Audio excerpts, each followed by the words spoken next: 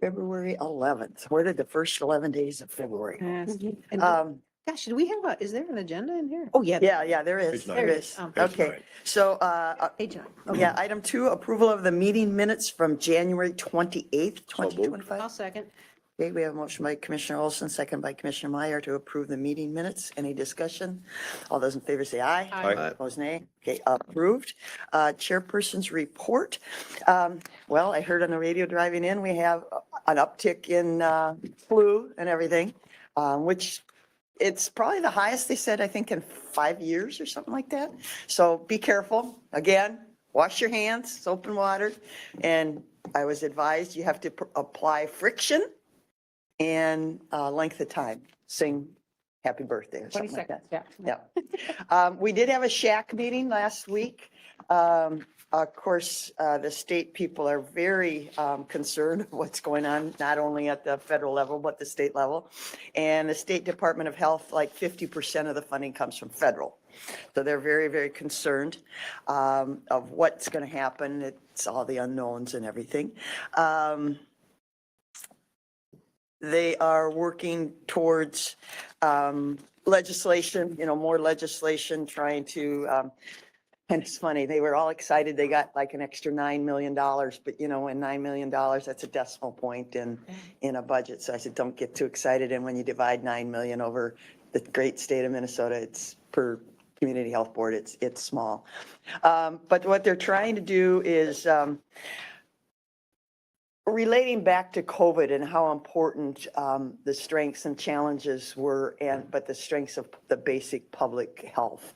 And public health is kind of underfunded, as a lot of people feel, because it's the health of the whole population. Health doesn't have, parameters. It's the whole population. And they're trying to, public health, one of the talking points here, government public health is small but mighty and needs more capacity. And I was surprised that we did get some extra money, and Emily luckily was online. And I was surprised at how many people had hired staff. And it wasn't true public health staff, in my opinion. It wasn't true public health staff.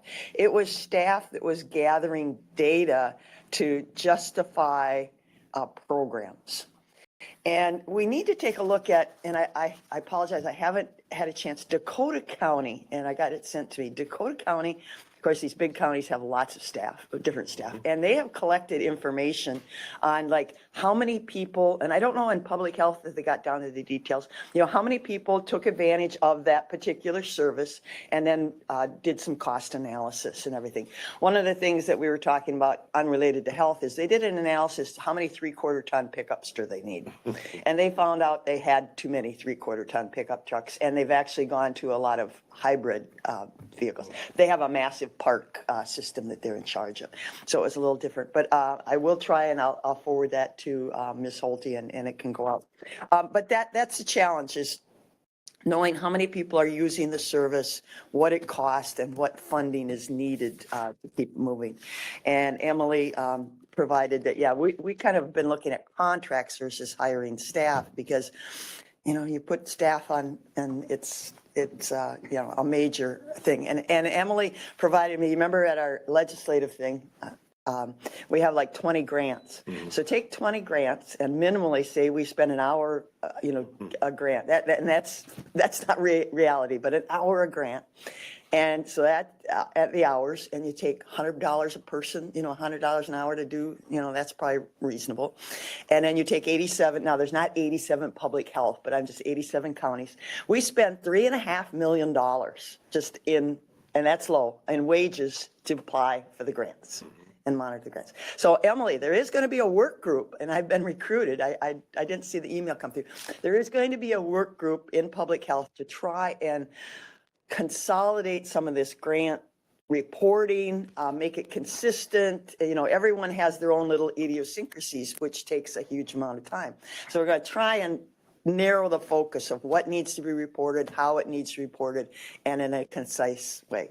Now, Emily, I'm not volunteering you. I was volunteering. They volunteered me. So I'm not sure if I'm on that short list or not. But I think that's very important, that the number of grants we have and the time it takes, and money, dollars that we spend on reporting. And again, the reporting is important because that's what generates the revenues and stuff. Other than that, yeah, they're pretty nervous. They don't, the state people are, to say the least, are nervous, but probably rightfully so. So we'll see what happens.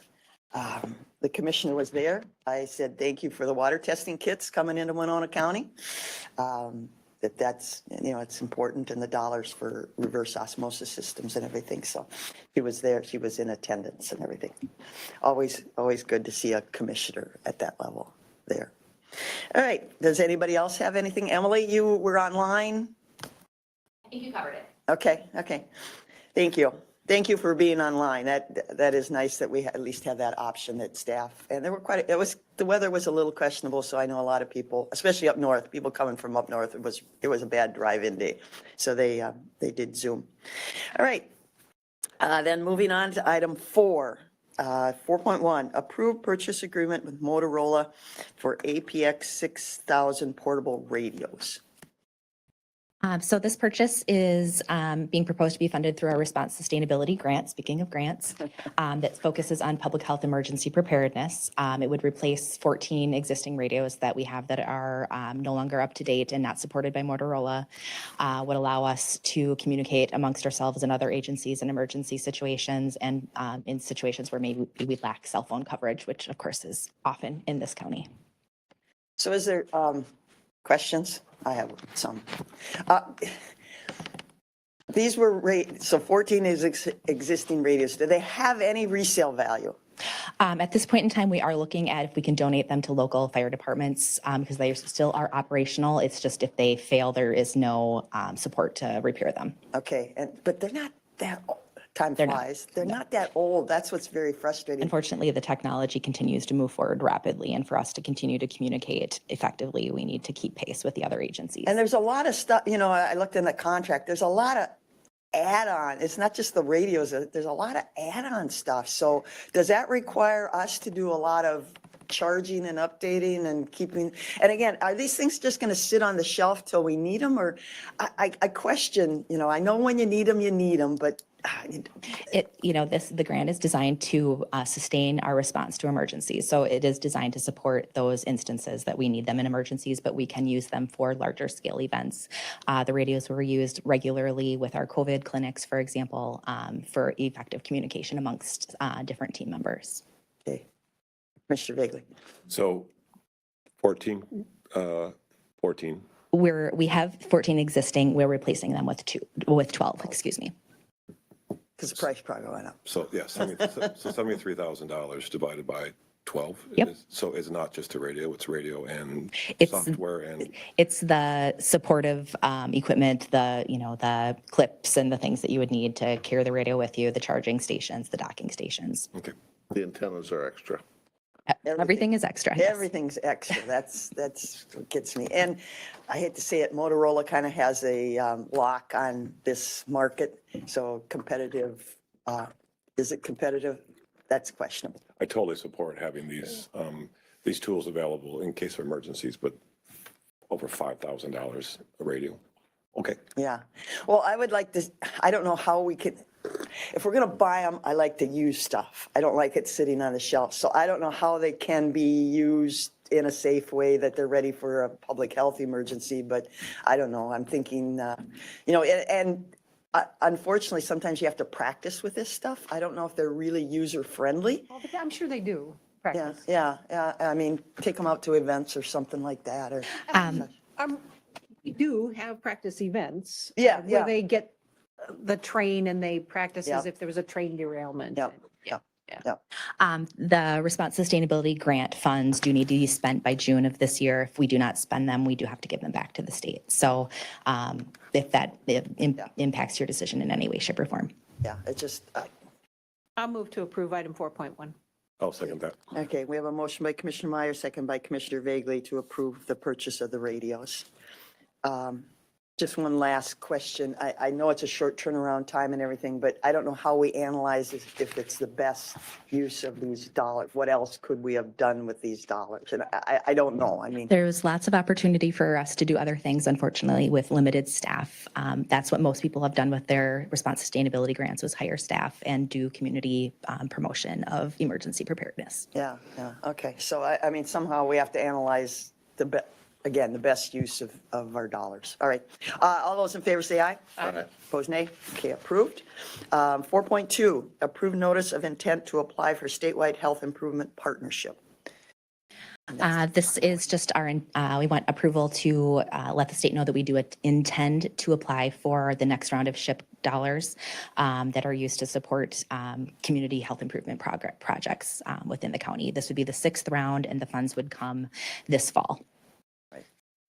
And the, We don't know the exact amount of the funds. Yeah. It depends how many agencies intend to apply, and then they distribute the funds accordingly. and we don't know if that funding is stable funding. It's as stable as we can anticipate for any public health related grants. Yeah, it's been there for more years than people had They thought. are state dollars, which can be helpful. Yes, okay. I'll move to approve item 4.2. I'll second. Third. We have a motion by Commissioner Vagley. We'll give Commissioner Olson the second. Any further discussion? All those in favor say aye. Aye. Opposed, nay. Okay, approved. Thank you, Emily. General business. Ross, you got any words of wisdom for us? You came over in the cold. Just being handy in case there are questions. Do we know how many people have requested? I suppose we don't know, like the well testing kits. I've got one sitting on my table. I got to do it. We How did broad? receive some information from the state last week. Oh, okay. So we've got 36 reverse osmosis systems installed so far with the new funding. Oh, good. So 36? yeah, Yeah. so we In our county or in our across? county. Oh, wow, that's So fabulous. yeah, and the testing waiting period, they had projected anywhere from 2 to 10 weeks for people. Supposedly that is not going as long as they're anticipating. So those kits are getting mailed out and tested, but we're still waiting for numbers. So Okay, all right, okay. Well, if people need those kits, they can go, is there a link on our website? yes, there is. So Okay, link to the website, and then you fill out a form to have the kits Yeah, sent to you. So. Yeah, and it comes, and I didn't send mine in because I thought it would freeze immediately and once I put the water in, so I'm waiting. I don't know if frozen water tests different than, it shouldn't. So Temperature shouldn't we affect it. don't, of course, we have city water, but we have friends who are out of town for the winter, and they asked Paul to execute the water collection steps at their place, Uh-huh. and he immediately messed it up. Yeah, there's just So it is kind of, you have to read all the instructions instructions. before you do Yeah, you it. gotta, Ideally, you don't want to freeze a sample if you're testing for bacteria, because that will That was the word, that will interfere with an yeah, accurate so test. I was waiting for it to warm up a little You bit. also can't do it on a Friday, because Oh, 'cause it- because of the bacteria stuff, it needs to get sent in a real time. It does have to be reach the lab within 28 hours of collection so that it's accurate. So Okay, so read all the if you get a water Before test you kit, do it, read 'cause all the instructions. It's Okay, complicated. yeah. all right, thank you, Ross. Anything else? Anybody have anything else? No? School is still in session? We haven't been, I know there's a number of schools that have closed because of the flu and in northern Minnesota. But we're good. I mean, I think it's just at normal levels right now, Okay. unless Emily knows something different, but I think the schools are at the roughly at the. Okay, all right, thank you. All right, I guess then, motion to adjourn would be in order. I'll move to adjourn. I'll second that. We have a motion by Commissioner Myers, second by Commissioner Vagley to adjourn. Any discussion? All those in favor say aye. Aye. Opposed, nay. We're adjourned. Thank you.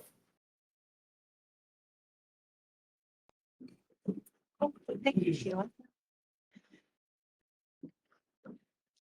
Good morning. A Morning. nice, crisp, clear February day. A light breeze, the flag outside blowing lightly. Everybody can be safe. All right, we open our Winona County Board meeting with public comment. And is there anyone wishing to address the county board of any particular topic this morning? You have 2 minutes. If you're here for that, please step to the mic and we need name and address. And is there anybody on line? I see guest. Is there anybody online that would like to address the Winona County Board? And is there anybody wishing to address the county board? Last time, anybody wishing to address the Winona County Board? Okay, seeing nobody rush to the podium, we'll move on to item number 4, approval of the county board meeting minutes. We have a closed session from January 28th, 2025, and the county board from January 28th, 2025. I'll move to approve both sets of minutes. I'll second that. We have a motion by Commissioner Meyer, second by Commissioner Vagley to approve both sets of minutes. Any questions? Discussion? All those in favor say aye. Aye. Opposed, nay. Okay, they are approved. Acknowledge receipt of the approved committee meeting minutes. 5.1 is the Board of Adjustment from December 19th, 2024, and 5.2 is Planning Commission from December 19th, 2024. I'll move to approve both those sets of minutes. Second. We have a motion by Commissioner Meyer, second by Commissioner Olson to accept the approved meeting minutes from Board of Adjustment and Planning. Any discussion? All those in favor say aye. Aye. Opposed, nay. Okay, approved. Item 6, consent comments and approval of the agenda. Commissioner Vagley? I actually would like to pull item 7.3, award bid and approved contract with Winona Daily News. Okay, so 7.3, we'll make 8.0. Sure. Okay. Or it can come later too. Okay, well, the appointment, yeah, we can make it 8.0. Okay, 7.3. Anything else? No, thank you. Okay. Commissioner Nothing Olson? for me. Commissioner 2 Meyer? committee reports. 2 committee reports. Okay. Ms. Holte? Nothing, Madam Chair. Okay. Attorney? Nothing for me. Okay. I have one item that came up yesterday at a committee that's relatively time sensitive, so it maybe need just a direction on that concerning the Emergency Communications Board. So I'll have that. All right. Okay. With that, we have a amended agenda. I'll move to approve the agenda as it, with the additional, as with the amendments. Okay. I'll second that. Okay, we I have have a hard time getting that. we have a motion by Commissioner Meyer, second by Commissioner Vagley to approve the amended agenda. Any discussion? All those in favor say aye. Aye. Aye. Opposed, nay. Okay, approved. So Ms. Holte, will you read the consent? Absolutely. 7.1, approve interim use permit for Construction Ventures Incorporated, DBA Bizant Stone. 7.2, approve interim use permit for Nels Ebsen. 7.3 was pulled. 7.4, approve addendum to professional services agreement for Gwendolyn Aber as Executive Director of Criminal Justice Coordinating Council. 7.5, approve resolution for donations received October 1st through December 31st, 2024. 7.6, authorize disposal of excess furniture and equipment. 7.7, approve notice of intent to apply for statewide health improvement partnership. 7.8, approve purchase of Motorola solutions for APX 6000 portable radios. 7.9, accept compliance status update. And 7.10, confirm payment of disbursements. I'll move to approve the consent items. I'll second. Okay, we have a motion made by Commissioner Vagley and seconded by Commissioner Meyer to approve the consent business. I did have one question, and I don't know if it wasn't in the packet. 7.9, it's accept compliance status update. Was there supposed to be a report issued there, or just that we're in compliance? Yes. Okay, I didn't know if I missed something. All right, any other discussion? All those in favor, say aye. Aye. Opposed, nay? Okay, approved. Moving then to general business, 7.3, which is page 61. 61. Yes. Okay, and Commissioner Vagley, you pulled that. I don't want to be overly critical of the Winona Daily News, but Winona Daily News is a mere shadow of what it used to be. Yes. And for example, I subscribed to their online subscription service, and there was almost a week period when it wasn't working. I guess I consider what we consider newspapers, and this is something I don't want to turn into a large issue, but I consider the Winona Post the only legitimate local newspaper. And I realize the bids are there and but the Winona Daily News, I think, has one reporter that is not even full-time to the Winona area. So that's just my initial thought. And I realize it's difficult because we're constrained by certain rules in terms of what we have to request. But I feel like there is a difference in price, but I don't think it's a big enough difference. I think that quality is also a factor in terms of how accessible it is to people. And I forgot in terms of how many people receive it in I got a figure of 19,000. the Post, as opposed to the Daily News, Yeah. which is very different. So I would prefer to go with Winona Post. I'm sorry. Wilson. I know that we had this discussion before, and aren't we Last year. statutory obligated to take the lowest bid of something like that? No, isn't it reasonable bid? Reasonable? Well, Don't have to do the last year, lowest. the question was posed about how many times it was published, and then there was the issue of online access, which I think we addressed, which the idea that, and I know I'm not answering directly the question, but I just want you to know that comes up from time to time, and that the statute looked to me slightly changed so that you could have online delivery, but it has to be free access, which is sometimes hard to find the portal, if you want to call it, to get into the free access to the published legal notices. I would have to check on what you're asking, Commissioner Olson, because there are certain things that government entities can accept a bid that might be not the lowest, but might be in the best, I'll call it the best interest, but there's a certain legal term, and I have to look at that. I don't want to answer your question without looking at that again, but. Commissioner Meyer. So as I recall this conversation last year, because we did have it last year, Yep. the bid that had come from the Winona Post did not contain all of the elements that were required. Did it this year? Handwritten, but it seemed to contain them. Right, it's not as, may I, Madam Chair? Yes. It's not as self-explanatory as the letter from the Daily News. They go through and say exactly how they're complying with the law. Right. We do not have that from the Post. And just for clarification, last year, the Post had errors in their proposal, the calculation of numbers. So we reposted, and then this year, we didn't have anybody submit, so we reposted. So I guess the question I would have then is if the Post, I would want them to have, I mean, I wouldn't want us to be in compliance with the law. That's always kind of my baseline. So I would need to make sure that that's true this year. And if not, Well, try to get it. I had information, if I can, both the city and the school district use the Post. So, I mean, again, there's other government entities. Ms. Holte. So there's nothing that prevents us from using both papers. It really comes down to some of the methods in which each of the vendors use to calculate the cost. And so there are times where it is very costly to use the Post versus the Winona Daily News. And sometimes they're fairly close.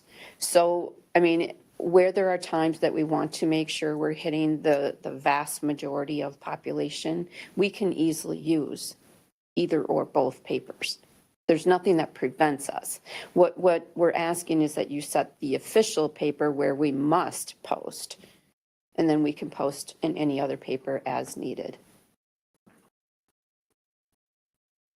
Because the county has to have an official newspaper. Yep, understood. And I apologize, I didn't give either Ms. Holte or Ms. Sonneman a heads up about this. I should have given you guys more time to look into it. But with that all being said, we could table it, or if the school district and the city go with the Winona Post, I feel comfortable going with the Winona Post. And the Winona Post is actually expanding its publications, not continuing to shrink its offerings, et cetera. So just, if that is the case, know that the line item budget will be over for newspaper because it will cost more. right, it won't be a large item, but it will be. I can't say right. the exact amount because the need to Legals. advertise ebbs and flows, to be honest, and depending on how much public hearings, et cetera, that we have, I can't estimate that for you. Right. Should we table Madam it? Oh, sorry. Commissioner Meyer. Mr. Elliott, do you have the actual from 2024? I can get it. Okay, yeah, all right. Maybe a table would be Sure. appropriate? I mean, is it time sensitive, Ms. Holte? We I mean, just we could put it on continue the to use next. the last official newspaper that you established. Okay, So we'll just continue our practice until So- a decision is made. can we have it on the next board Absolutely. meeting agenda? Yep. And, Is that- and Commissioner Meyer asked about the line item, which is a good question. We also, I guess, if Mr. Elliott, if you could figure out like what the bottom line difference would be between the two, small difference, medium difference, large difference, if that's okay to ask staff to do. And addressing Commissioner Olson's question, I thought the language had changed. It's not necessarily the lowest bid, it's the most reasonable. And I have feelings too that the Winona Post is more of a local and reaches a Right. broader portion of our population than the Daily News. So, okay, table, motion to table. Do we have a motion? I'll move to table that. Okay, Commissioner Bagley, do I have a second? I'll second it to table for the next county board agenda meeting. Okay, any other discussion? All those in favor say aye. Aye. Aye, pose nay. Okay, we'll table it. All right, thank you. Thank you. Then 8.1, that's the Appointment Board of Adjustment Liaison to the Planning Commission. And their meeting minutes were included and, I'll move to approve Jordan Potter as was recommended by the Board of Adjustment. Second. okay, we have a motion to approve Jordan Potter for the liaison position that was recommended by the Board of Adjustment. Any further discussion? Or motion made by Commissioner Meyer, seconded by Commissioner Olson. Any further discussion? All those in favor say aye. Aye. Opposed, nay. Approved. Okay, moving in then to a presentation. We have somebody here going to talk about the spongy moth. I think they're probably froze today. I don't think they're spongy today, right? Supplemental information passed around. Do moths hibernate? What do they do in the wintertime? Well, we're about to find out. Oh, okay, okay. Yeah, they have to have some kind of, Take. Watch them. good morning. Squash them. Good morning. My name is Matt Gallo. I am the spongy moth treatment coordinator for the Minnesota Department of Agriculture. I'd like to thank the Board of Commissioners here for inviting myself and my supervisor, Kimberly Thielen-Kremers, for being able to speak on this really important topic today. And I'm ready to take it as you guys are. And I have to just say, like, next slide. Let's go on to the next slide. Yes, Okay. Yeah, yeah. Okay, so we'll start with a little bit of background on spongy moth here, just introducing you guys to what it is, why it's important, and what we're kind of looking to get out of this conversation here today. Next slide, please. So there's a lot of good news I have to give to you about spongy moth, but there's also a lot of bad news. I'm not really giving you a choice in terms of what we're going to be speaking on first. We're going to get into the bad news. Next slide, please. So when it comes to bad news about spongy moth, there is no shortage of it really wherever you go. And keep in mind, spongy moth had a name change in the past few years. It used to be known as gypsy moth. So now it's known as spongy moth. And really, like, wherever you see spongy moth in the news, it's really negative in really any kind of context, right? Whether we're talking about spongy moths devouring our favorite vacation destinations, whether the raining down of their feces being described as biblical, stripping our trees of all of their leaves. Really, like, any way you can describe it, spongy moth truly is the stuff that nightmares are made of. Next slide, please. Good introduction, by the way. Thank you. So really what we're concerned about with Viewership. spongy moth is the fact that this is an insect that is a defoliator. And defoliation essentially means that spongy moth caterpillars feed on the leaves of tree species. And when we have spongy moth infestations, we often see scenes like what's pictured here. Widespread defoliation, and keep in mind this picture was taken in summer, and so all of these brown trees have had their leaves completely stripped from spongy moth caterpillars. Next slide, please. Not the greatest photo in terms of resolution, but this is an even larger aerial shot of a forested area in Pennsylvania. This was taken back in the 80s, I believe. And again, like this photo was taken in the middle of summer, and we see kind of miles and miles off into the horizon here, and all of those brown areas are trees that have had their leaves chewed off by spongy moth. Next slide, please. Spongy moth can feed on over 300 different species of trees and shrubs. And if we just jump to the next slide, we get a sense of what species that spongy moth is most feeds on most voraciously. So they don't feed on all tree species equally. There are certain tree species that they prefer to feed on over more so than others. And when we're looking at the tree species that are susceptible to spongy moth infestations, we see, aspens, basswoods, birches, oaks, species like that. If we jump to the next slide, we can see that of the most common tree species in Minnesota, 5 of them are considered extremely susceptible to spongy moth, right? So that's aspen, that's oak, that's basswood, that's birch. And even tree species that aren't super susceptible to spongy moth, like pines and spruces, are at least somewhat at risk if spongy moth kind of feeds its way through all the oak trees and then needs something else to eat. They're going to start going after pines and spruces as well. Next slide, please. And a lot of the impacts of spongy moth extend beyond just the environmental impacts. We're also talking about lots of human impacts as well. So spongy moth caterpillars are actually a really big health concern. They are covered in these really long hairs. And for people who have sensitive skin, if they come into contact with spongy moth, it could actually cause an allergic skin reaction to them. Not to mention the fact that spongy moth can just have huge property value impacts. When spongy moth infestations get large, we're talking about caterpillars especially numbering in the billions, which means that's potentially millions of caterpillars on the trees in your yard, on your house, in the roads that you're running over with your car as you're driving around. It really can reach sort of biblical levels of infestations here, in addition to economic impacts that we might see from quarantine. Next slide, please. So that's kind of the bad news when it comes to spongy moth, but I want to dive a little bit more into what spongy moth is exactly. Next slide, please. The spongy moth is an insect that goes by the scientific name Limontria dispar. It's originally native to pretty much all of Eurasia, so Europe, Eastern Asia, Northern Africa.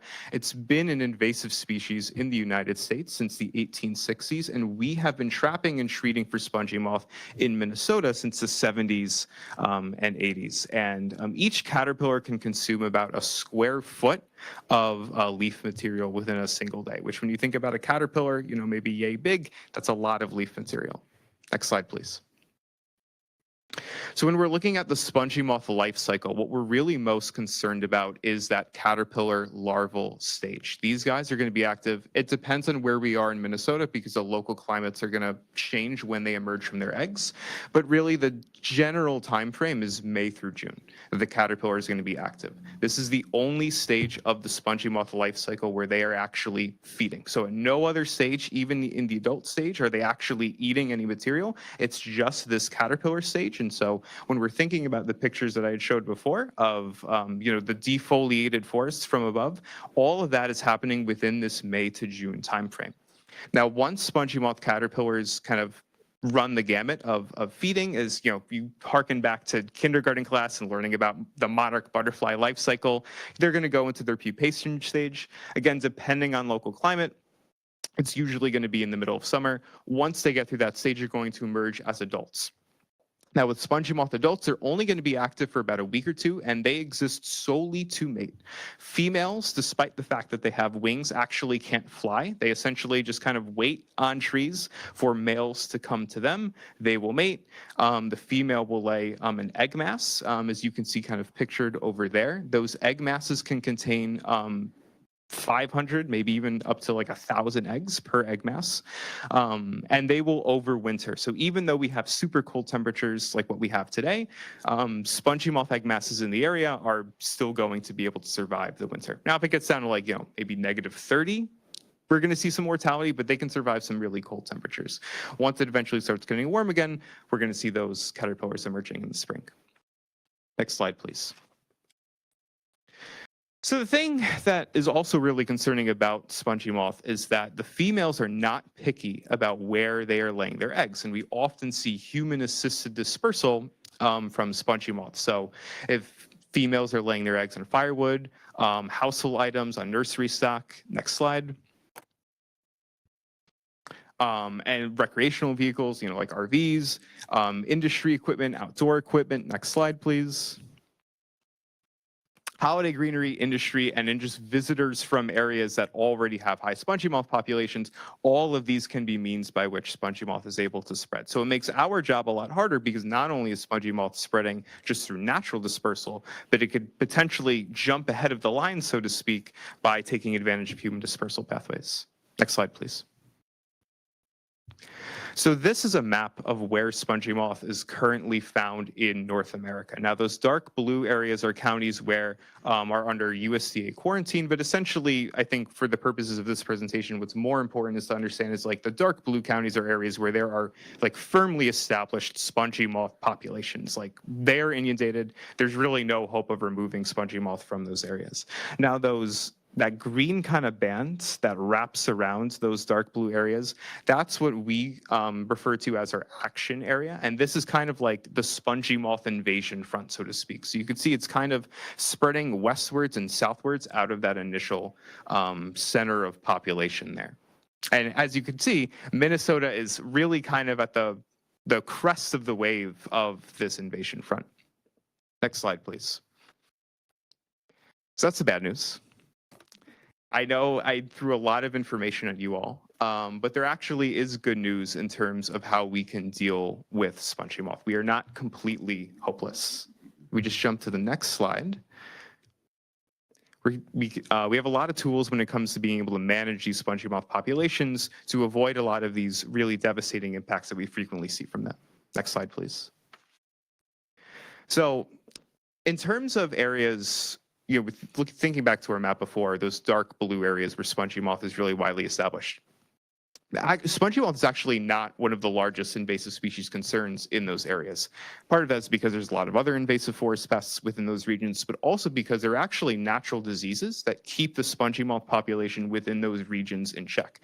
You don't really need to understand this at like a super detailed level, but all you really need to know is that there is a fungal disease and a viral disease. It actually does a fairly good, not perfect, but fairly good job of limiting spongy moth populations within those areas.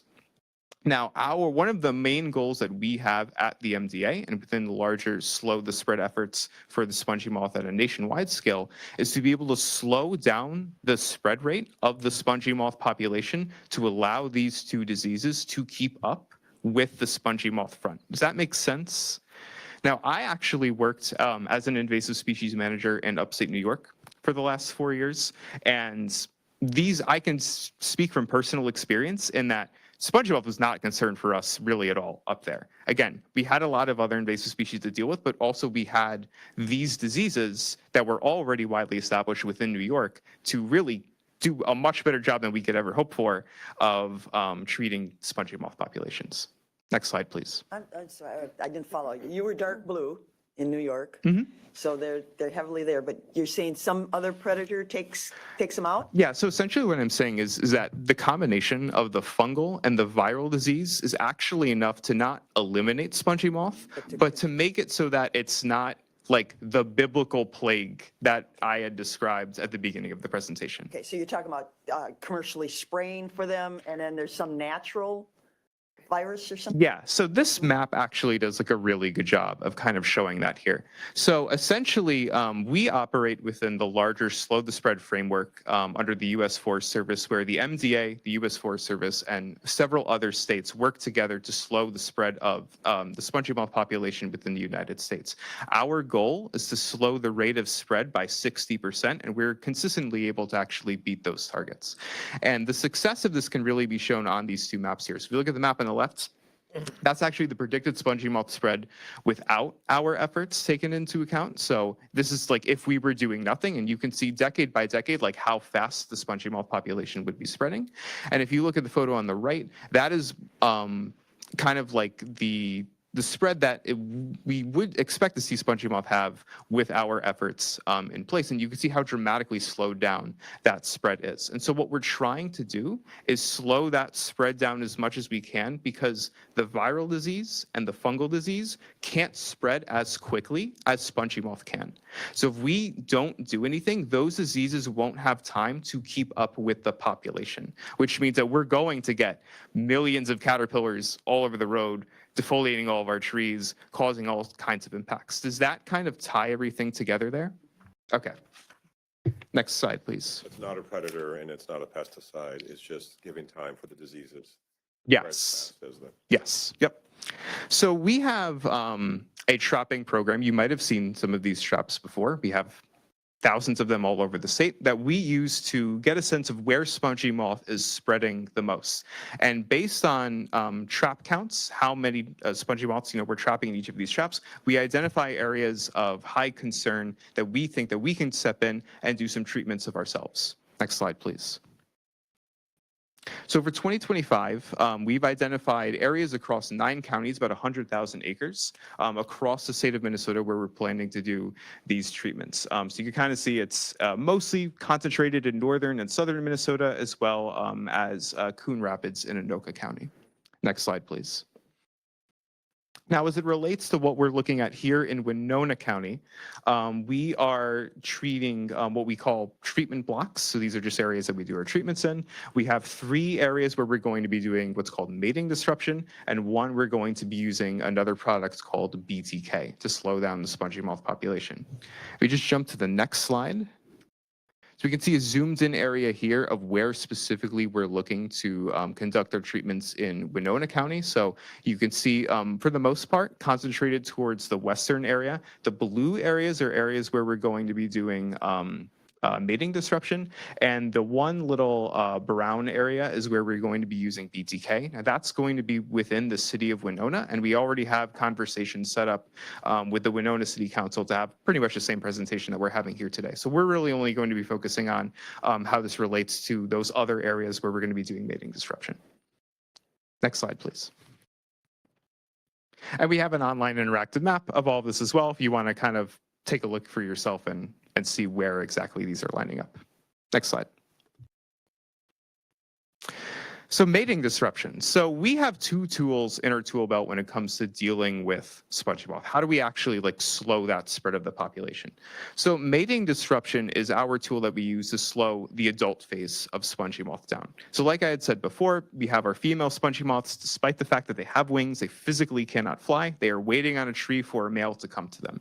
Now, what they use to find each other are what's called pheromones. Pheromones are just, natural smells that they emit into the environment, and then a male spongy moth, as he's flying around, can pick up that pheromone and then find the female.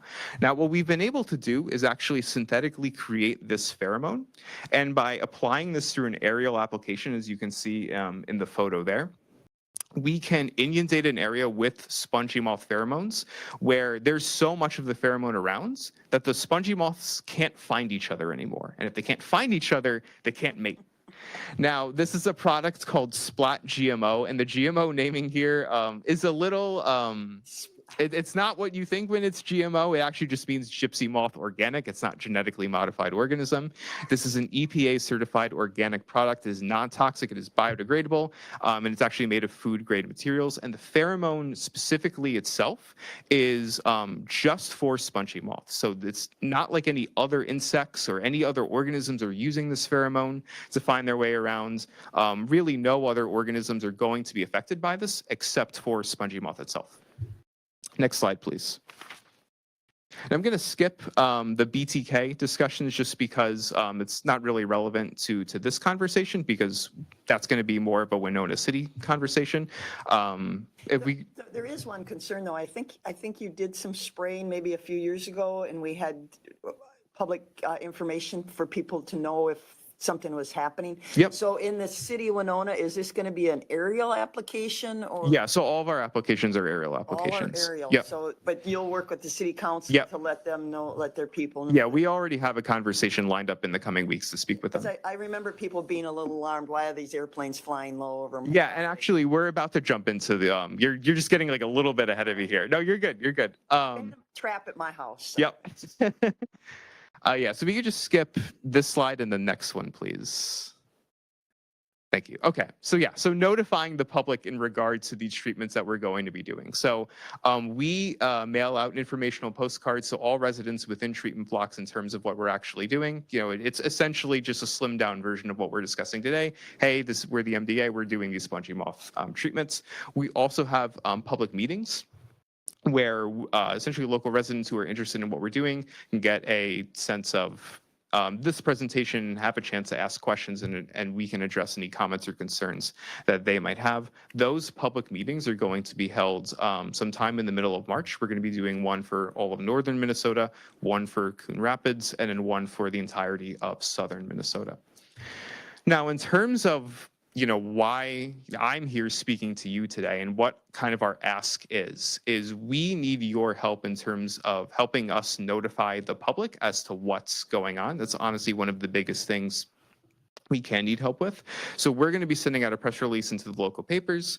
But if the county has any websites, newsletters, social media presence, we would really appreciate any help that you have in terms of just getting the word out there and for our public meetings, as well as once the treatments actually start coming up. And the treatments themselves are going to be happening more later on in the summer. We also have an email and text notification services. So residents within the treatment blocks can sign up for text and email notifications where we can let you know, hey, like the spongy moth treatment is happening like today. If you want to change anything about your routine during that day, or you just want to know like when it's happening, this is your chance to find out about it. So just like letting residents know that these options are available to them would be really helpful for us, because obviously, when there's planes flying over your house spraying stuff, people are going to have a lot of questions. So when did you think the spraying is going to be? The actual spraying? We don't have a set date just yet, Sometime this summer. but though. sometime this summer, yeah, we can get you. Well, it's harder for us to actually get hard dates until we get like pretty close to the actual treatments, because a lot of it is affected by weather. If it's raining outside, like we're not going to do any spraying, stuff like that. So June 30th or June 20th, right around that date. That's June? kind of the week that we typically are in southeast Minnesota. Could you come? June. Some folks online can hear. Madam Chair, this is Kimberly with the Minnesota Department of Agriculture. Just to give you exact dates on applications. Right now, we don't have exact dates because we're still planning. And this is actually a U.S. Forest Service project, so it's pretty cool. They'll literally move from North Carolina and come all the way up into Minnesota. So they are actually the contracting officers. We're the local folks. So they'll be in Minnesota probably late June. So we will know that date in the coming weeks, and we'll give you like at least a approximate week within about 4 days. And then as we get closer and we know a little bit more, we'll continuously update on our websites. And then that's the glory of that text messaging, that email. We can let people know like the morning, we leave them know the day before, the morning of. When we're done with operations, we'll send another text out saying we're done, thank you, we're out of the area for the entire year. So we really try to really get that communication out to citizens as much as possible. Okay, good. Because, the public's a little nervous about all these drones but these will actually will they be big yellow airplanes? Yes. Okay. I mean, that might be beneficial to tell the people what kind of what kind of things are going to Yes. fly over them. Madam Chair, the other thing that I think is really important to understand is that because this is applied at an extremely low rate, that most citizens, when they look up in the air and they see this low-flying yellow aircraft, they're not going to see anything coming out or being dispensed from the aircraft. So to them, they're just thinking an erratic flying aircraft is, low-flying. This aircraft will be about 100 feet above the treetops, so it is somewhat low-flying. And that tends to be more of our issue is, that people don't see anything coming out or being dispensed from the aircraft. But They aren't anticipating seeing a 100-foot airplane flying Correct. over their house either. Yeah. so. Yes. Commissioner Vagley. And just I'm looking at what for us on our agenda is page 133 in terms of the slideshow. you have in 2 areas in Whitewater boxes, and then you have Winona. Is that the only areas that the treatment will be applied in terms of the aerial spraying? Yeah, so the area in Winona is going to be a different kind of treatment called BTK. It's a different product that we're going to be using that's more targeted towards the caterpillars. But all of the other areas, the 2 around Whitewater, and I believe we have one Pilot Mound in the southwestern corner, those are going to be the mating disruption pheromones. Will the city of Winona be aerial spraying though as well too? Yeah, so both are applied via aerial spraying. So I think that's good to know, is it won't be the entire county and it won't. No, It no. won't be the entire city. No, we're going to No. control the city of Winona. You don't know what's in that airplane. And I think you were going to do this anyways, but just be Captain Obvious, whatever you might notify the city of, notify us as well. Of because course. 3 of us cover the city of Winona, and that Goodview is in my county board district. Okay. And if you haven't already planned on visiting with the Goodview City Council, I think it'd be good to visit with them as well. They meet twice a month, the Goodview City Council. Okay. Because according to, it looks like the application at some of the backwaters and the sloughs, it looks like you're actually more so in Goodview than you are in Winona, but I think it's important to do both. Yeah, I don't believe that if the actual like boundaries, if you like overlaid the our treatment area with the like city limits goes over to Goodview, but we can certainly consider talking Check Goodview. it out, that's all. Yep, of course. And following up with that, the reason you didn't find mass infestations in the other parts of the county? You had these little traps. Oh, yeah, traps out yeah. A few years ago. Yeah, so essentially, like in a perfect world with tons of money, we would be able to treat everywhere where we have high sponge moth populations. But you didn't find them in those other areas? It's not that we didn't find them; it's just that they were at really low levels where doing these kinds of treatments wouldn't really be effective. Sure. We're really trying to target the areas where we see those populations like really starting to build. That makes total sense, because Yep. I remember when they, again, that little teepee box in my tree, Yep. they came back, and luckily I was there and they didn't find anything in my box. So that was a good thing. Yeah. Yeah, my teepee. Okay, thank you. Next slide, please. Oh. Oops. Should have had a couple more slides there, but either way, we're going to be notifying residents both before and during the treatment time.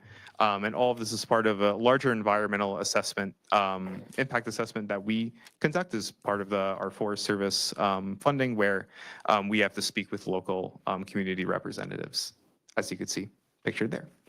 That should be my last slide before the end here. We just want to jump to the next one. So I want to thank the County Commission here for allowing myself and for Kimberly to speak today. My contact information is listed there if you want to reach out afterwards and discuss anything else that you might have in mind. If there's any other questions regarding anything we propose, be happy to take them. Do you put those little triangular boxes out every year or? Yeah, we do that every year. Okay. Yep. I know my son was a box putter upper. Oh, okay, great. So a question, why the name change? Because I think, I registered gypsy moth. Yeah, I didn't yeah. know what spongy moth was, something new. So, I mean, maybe people need to understand why the name changed. Yeah, of course. So it was made a few years ago, and gypsy is considered a slur to the Roma people. Oh, sure. Yeah, Okay. which We like have it's to like be one of those things like in America, because we don't have like a lot of them, that word doesn't really carry a lot of weight as opposed to maybe like other racial slurs do, but it was a requested name change. And Okay. the Entomological Society of America put through that change a few years ago to spongy moth, spongy being kind of like the texture of their egg masses. Well, the kids, SpongeBob SquarePants, vaguely. If, that's an excellent point. If the local media helps us with the publication of this, and I think it's going to be done anyway, it's just if we could, for a while, say formerly known as gypsy moth. And then Sure. people understand gypsy moth, but I'd Yeah. say spongy moth sounds like. Sounds like something new that Right. came into the, And I'm a high school teacher, and there's all kinds of bad dad jokes come to mind when I hear about pheromone disruptors. I'm going to resist that for now. So in terms of what we could spray at the high school, but that, sorry. Commissioner Okay, Meyer. do we need a motion to cooperate with the outreach plans? If so, I would make that motion. That we assist in terms of data distribution and notifications through our social media and any other county Yeah, website. yeah, we don't can think take a we need a motion. I mean, motion. Okay. but I think we're all in agreement that we want people to know about this. Yep. And stuff. Okay, all right. Well, thank you. Thank Wonderful. Thank you so much. Really appreciate it. Yeah. Thank you. yeah, Thank you. Biblical Yes. plagues, nice. Madam Chair and the Commissioners, I just wanted to address that to Commissioner Olson's point about positions and jobs. They are posted right now for our survey trappers. So I'll put that out there if there's anyone else that's interested. You need any pilots? I got a pilot in me. So yes, and thank you. And this is a continuous project, so we continuously survey throughout Winona County until, obviously, until that front moves through. So this won't be our first time. Unfortunately, we may be back again in the future too. Just Back to the employment, it's a seasonal, it is a seasonal position. Yes, we have 40 seasonal positions across the entire state of Minnesota on that eastern half, hopefully. okay, and where do they get that information? 'Cause I They think can go to the career website at the state of Minnesota has a career website. And if they go to that career website, they can search for Spongy Moth or Minnesota Department of Agriculture to get that job posting. But we would love to have some local folks join us. The only thing I have to say from a rural resident perspective, I have people drive down my yard and they don't identify themselves, and then you see somebody walking around and sticking things up in the trees. Do they provide, they need to be vested or something that people know that these are Correct. official? That is their requirement, is to be vested. So if Okay. our staff, I will make sure that they're supposed to be vested, carry a Department of Agriculture ID with them at all times. Our vehicles are also, we try to get them placard, but those don't magnet, they don't stick as well anymore. So we do our very best to make sure, and they should approach, give notification, Yes. leave notice for general citizens to inform them as well. But Yes, thank you. It's important, their safety and the citizens' safety. So maybe Commissioner Vagley can direct some students to that. Be awesome. All right. Hey, thank you. All right, moving on. 8.3, receive update from the Recorder Department. Bob, good morning.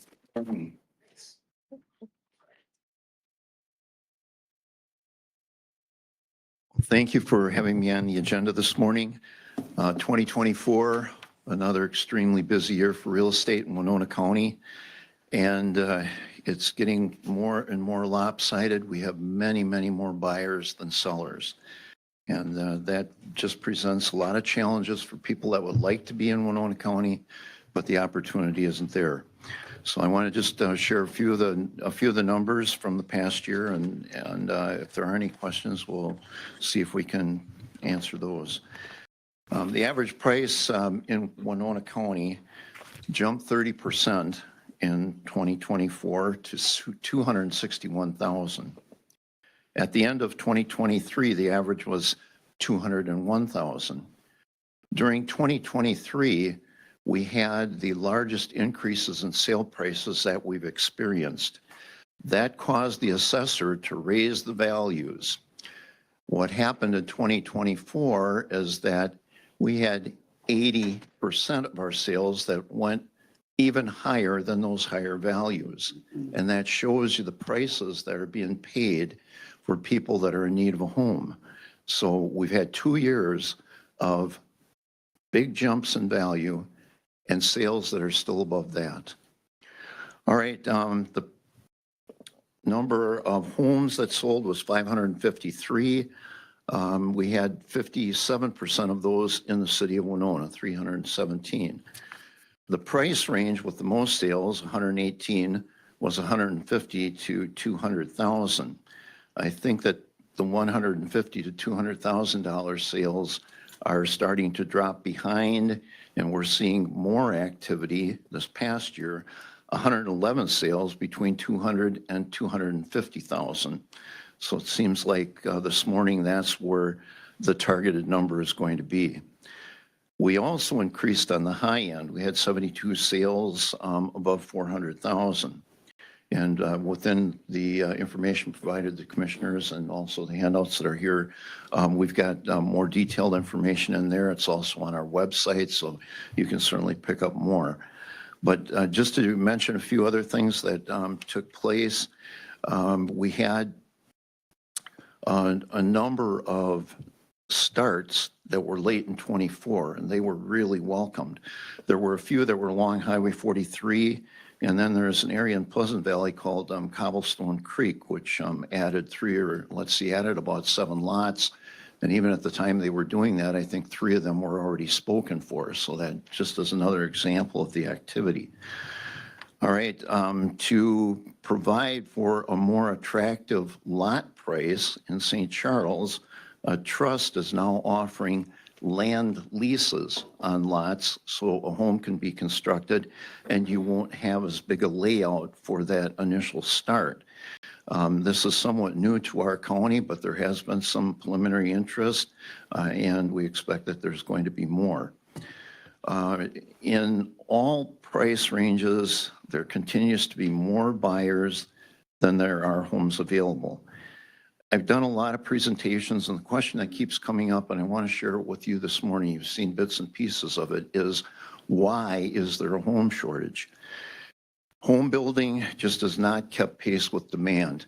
We can be so thankful and so appreciative of the Knob Valley development because at that time, that brought us to kind of a neutral ground.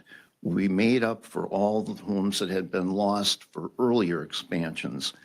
But since that time, we've not had a major housing development, and we have had blocks taken in the city of Winona, all for very, very good purposes. And I'm not being critical about that part, but it's leaving us very short on the home end.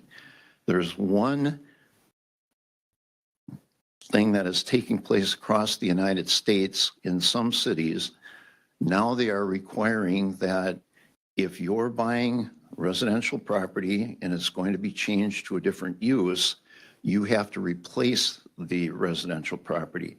And that may be something that the county, the city will look at as time goes on. We'll also get a chance to see what the response is across the country. I'd like to also say that homes have been demolished for other projects and buildings. Been a lot of talk about that recently in this area. A couple of the programs I did, the first questions to come up were the high prices that are being paid, and we're talking about $300,000, $400,000, $500,000 for home sites, apartment sites.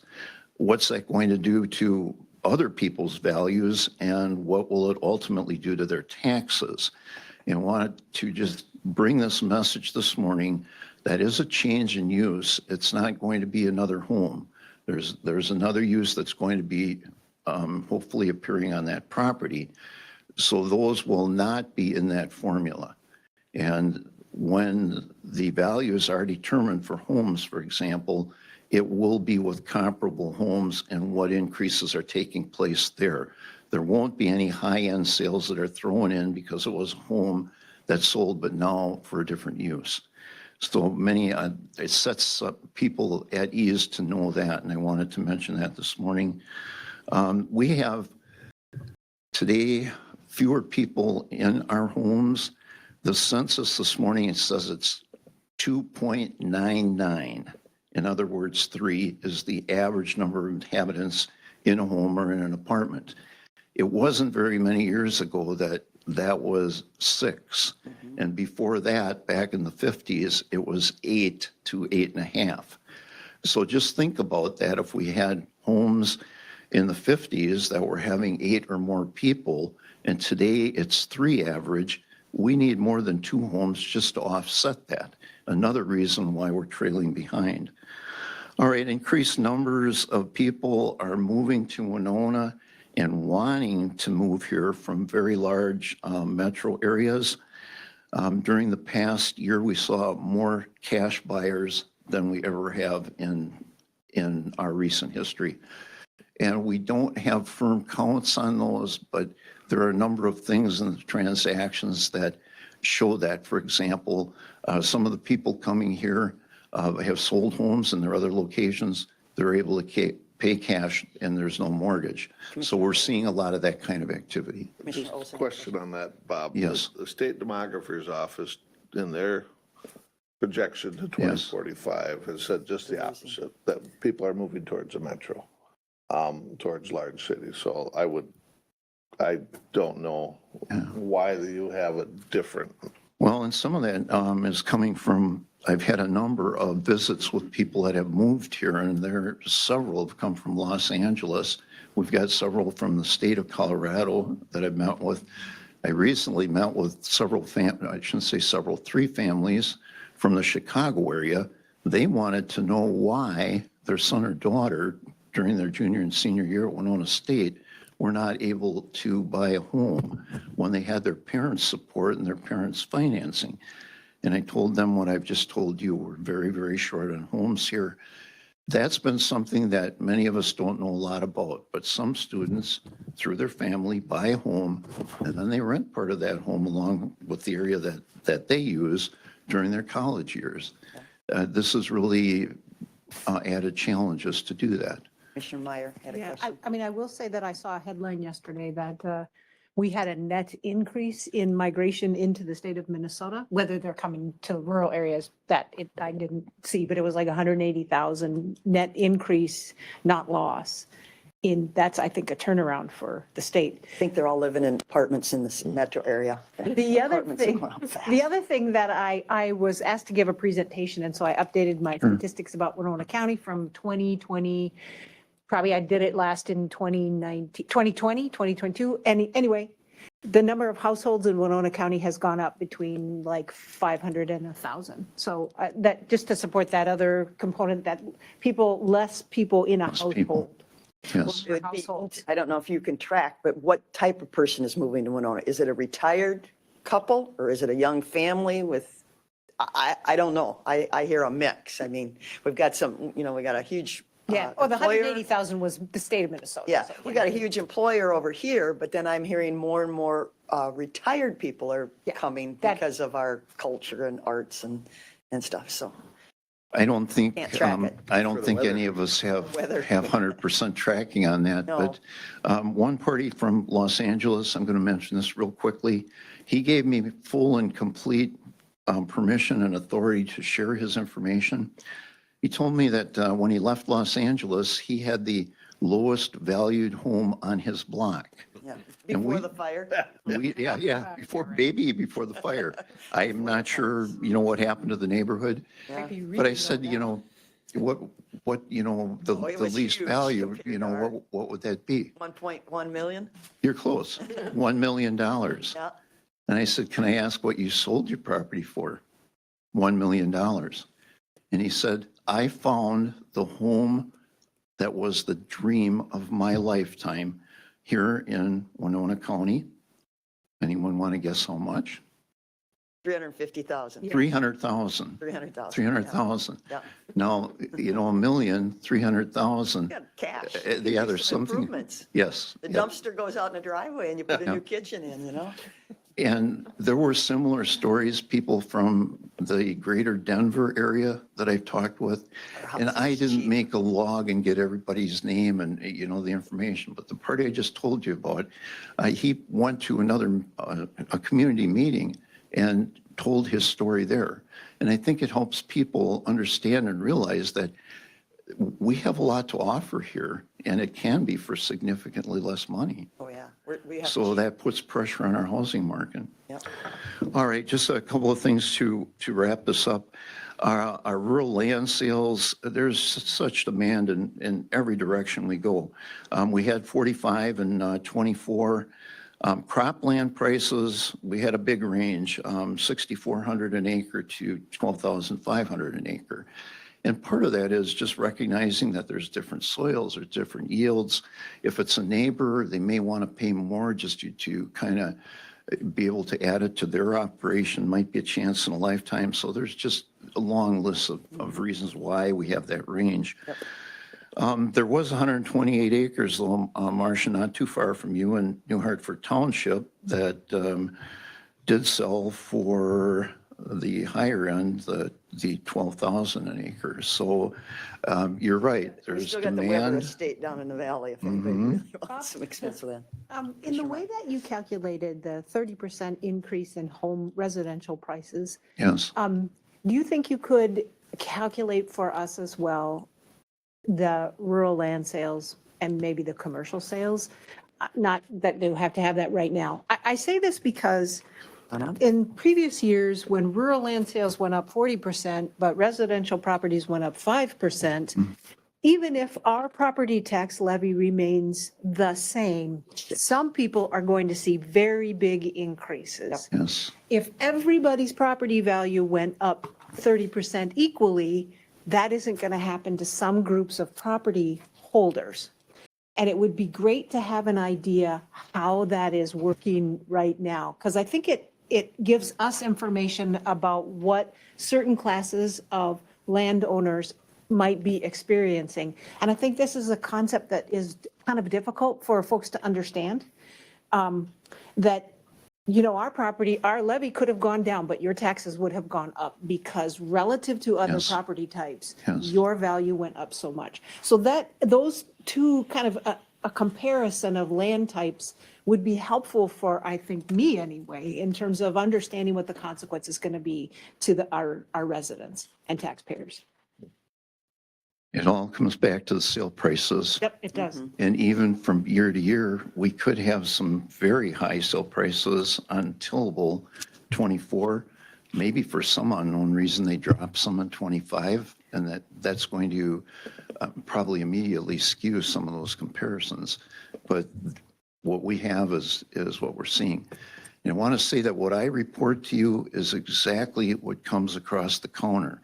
And we have unlimited mega numbers of people that are interested in that. And one of the most interesting things that's happened in the last 3 years is that seniors get together and they're thinking about selling their home, or they just bought a home. They know of other homes in the community that are similar to theirs, and they know what that one might have that they don't, and vice versa, and all of that. I've talked to a number of these groups, and it's amazing what information they had compiled and put together that they were taking to their realtor or a realtor so they could start the house hunt. But amazing, just watching the sales that are available from the county, what they've been able to do. And that it's just another reason that I feel very strongly that we need to have these out there. If we try to answer them one by one, looking them up, even on the computer, and the excellent timing that we have, we're just going to be lost. I'd just like to say that moving away from this, I want to mention the woodland. We had some sales there, and that range was on the lower end. We had some from as low as $3,200 an acre to $5,400 an acre. And there's demand for all areas, whether it's kind of a grassy knoll or it's a beautiful woodland. There's interest out there. This is an example of what a lot might cost for a home. We had 7 hillside acres in Wilson Township, just outside of Winona, that just sold for $21,000 an acre. All right, that's 7 times 21, and that's the real price of that lot. And that price is in the ballpark. All right, 58 commercial sales took place during the past year. We had some really well-known locations in the downtown area. There was the former, at one time, Sears store that sold to a plumbing company. The sale was beyond $1 million.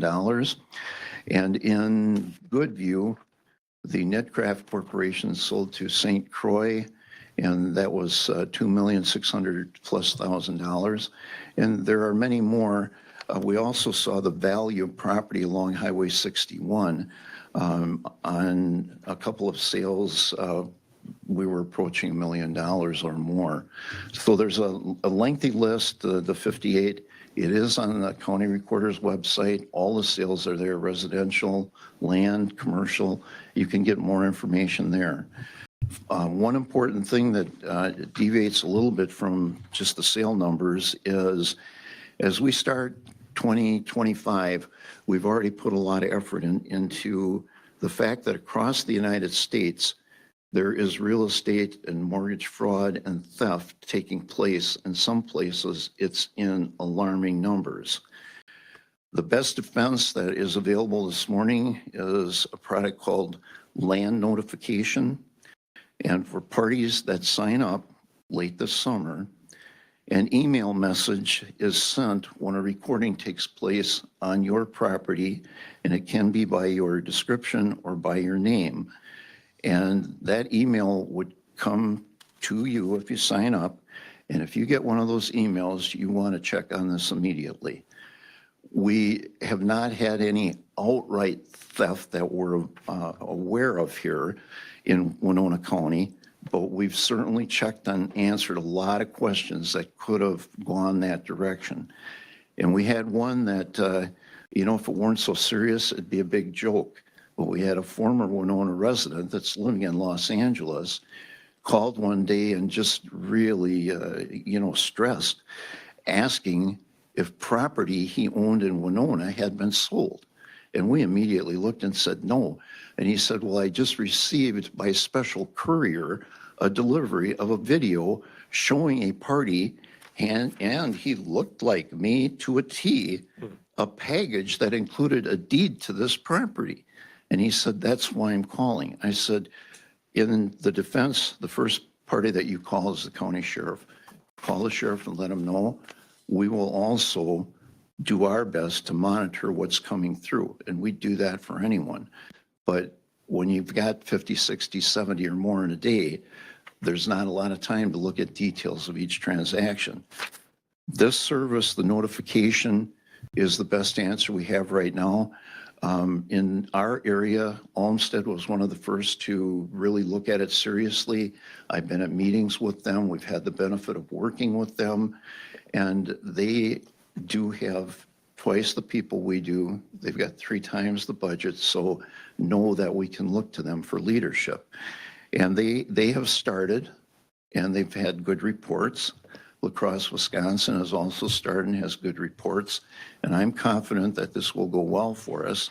We will be doing installation and training this summer, and by fall, we should be able to take subscribers.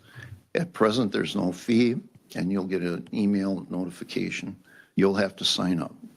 Thank you for And that. you're thinking that'll be available this fall? Yes, Okay, all right. that's what we're Important for hoping. people to know. Okay, so those, I think the year of '24, certainly a very positive year for Winona County. I think a lot of transactions. We can only do better if we have more properties available.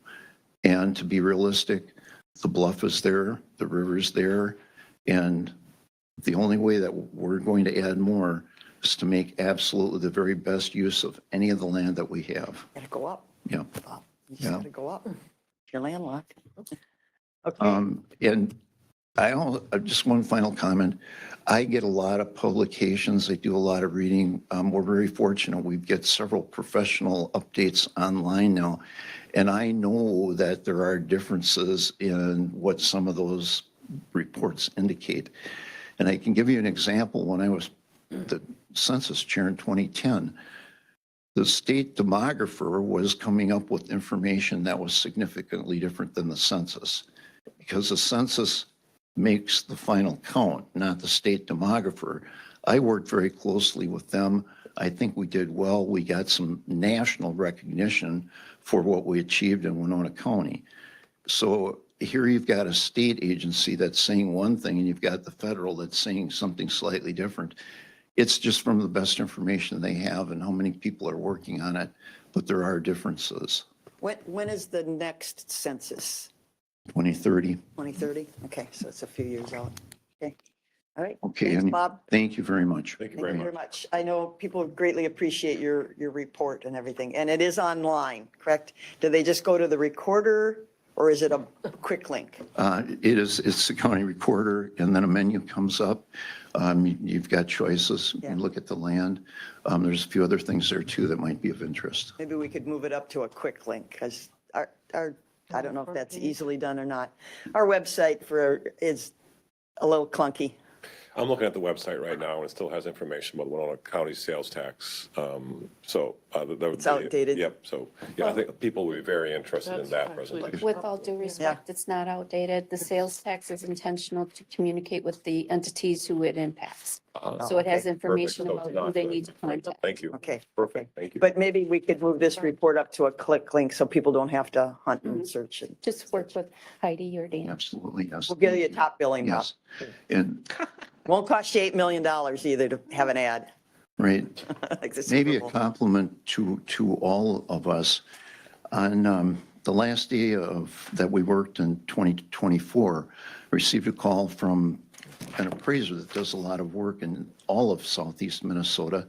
And I thought it was, 4 o'clock on the last workday of the year. I really didn't want to start a big research project, but he said, Bob, he said, I'm calling to tell you that I just finished a big project in another county.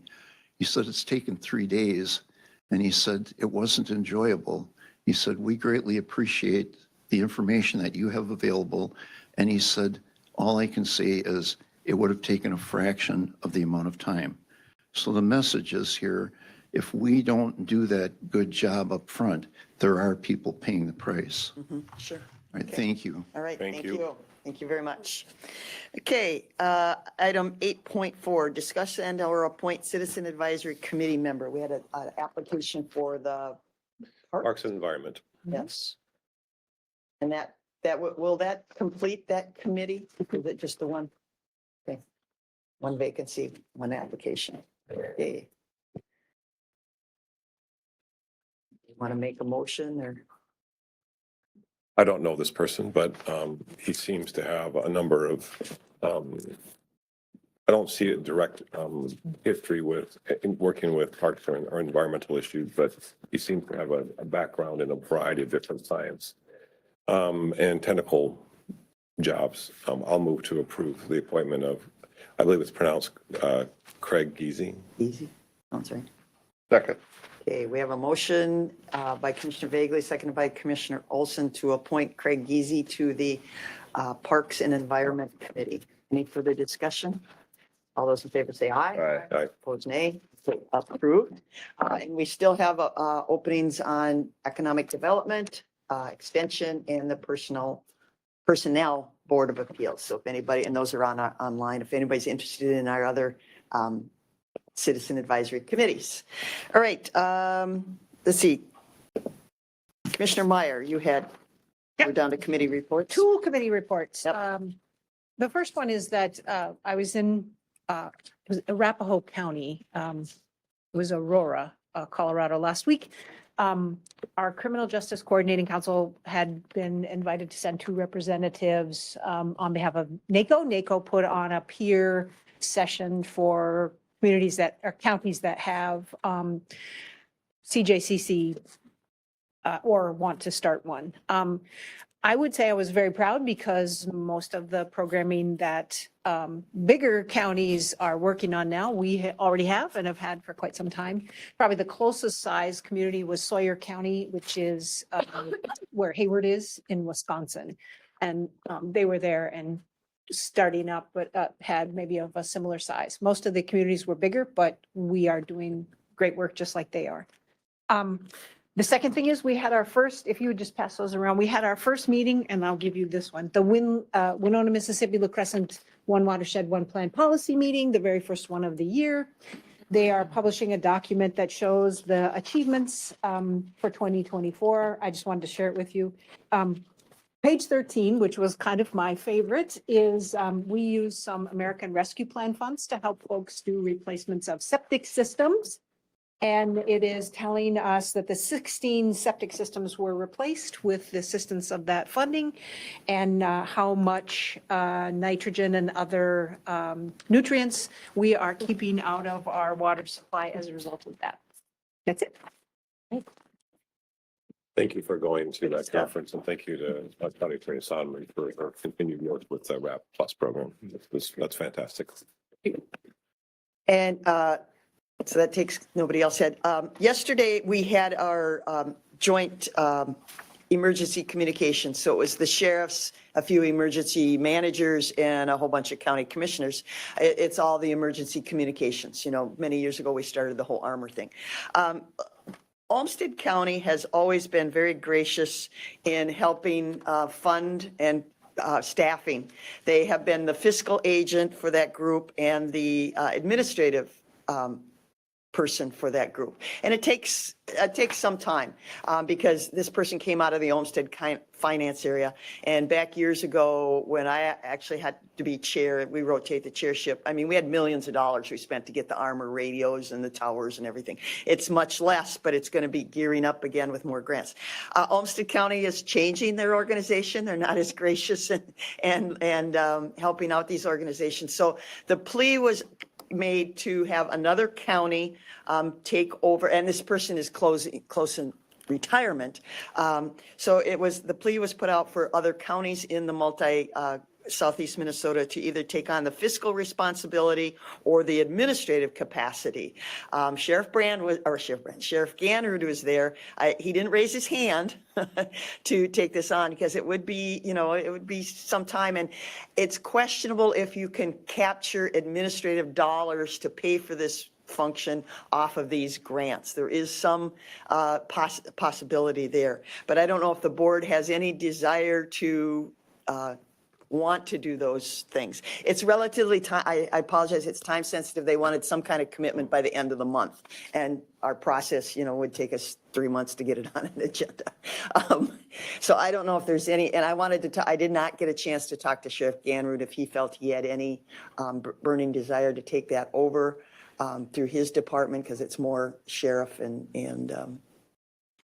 but I don't know. So I'm going to talk to Sheriff Ganrud again, see if he has any capacity. That's the big thing. Does anybody not have a full-time job in his Yeah, I organization? would support at least asking our staff if they, what that would cost, what it would take, and whether it's, so if we want to follow our regular process, then we have to have a full discussion about it next meeting and get 3 people to support that. Maybe I'll just ask Sheriff Ganrud if he feels there's any capacity.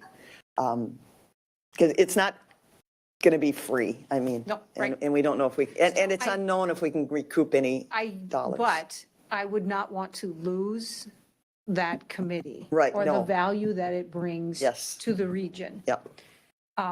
And while it's true that Olmsted County's, their GDP is like 5 times ours is 5 times the smaller, like Houston and all, and many right? small counties. in that So group. I see the value of Winona County attempting to fill in. Okay, all right. I think it's a highly important sort, especially in these times and as more severe weather events happen. Commissioner Vega. I just second what you're both saying is, to me, it's a question to staff. Is staff interested and is there any bandwidth, either with existing or with increased funding? So I support the general idea. Yeah, please talk to Sheriff Ganrud and see what, but if they don't have time, then of course, we should let it go, but whatever the Right. staff feels. And the whole group is, so the committee, the subcommittee asked all the counties to look at their capabilities. And we may even at some point have to hire, but when you hire a staff person, you lose all the inner relationship building and everything that a county person would have. So let me follow up with Sheriff Ganrud, get his first initial take on it, and if we need to bring it back. mean, But they wanted a quick response. I think even if we don't have staff that can just take that on with, that there's a possibility of doing some kind of cost sharing of all the counties involved and You're right. We pay a small fee to belong to that group to cover some of these non-collectible, functions. And we've talked very briefly, maybe we have to up that. I think we pay $1,000 to be a part of the group. but I certainly support, I think the organization brings value. Commissioner. I'm thinking out loud, Ms. Solty and others and the rest of the commissioners. So let's say that either between the sheriff's office or emergency management, there's somebody who might be interested. In terms of what we have to do to get it through the board process, should we maybe now request that it's a committee of the board item at the end of Yeah. February? Yeah, I think we And then- should. And then we can always take it off Yeah. if it's not an issue. Yeah. So I think Commissioner Myers, or Commissioner Ward's requesting, and either any of us would second that or Yep. whatever. So- Yeah. Totally. Yeah. So we can put it on, and if it's not an issue, we can just take it off. Okay, thank you. Thank you. All right. Okay. Anything else to come before the Winona County Board? If not, entertain a motion to adjourn. Moved. I'll second. We have motion by Commissioner Olson, second by Commissioner Meyer to adjourn. Any discussion? All those in favor say aye. Aye. Opposed, nay. Adjourn. Thank you.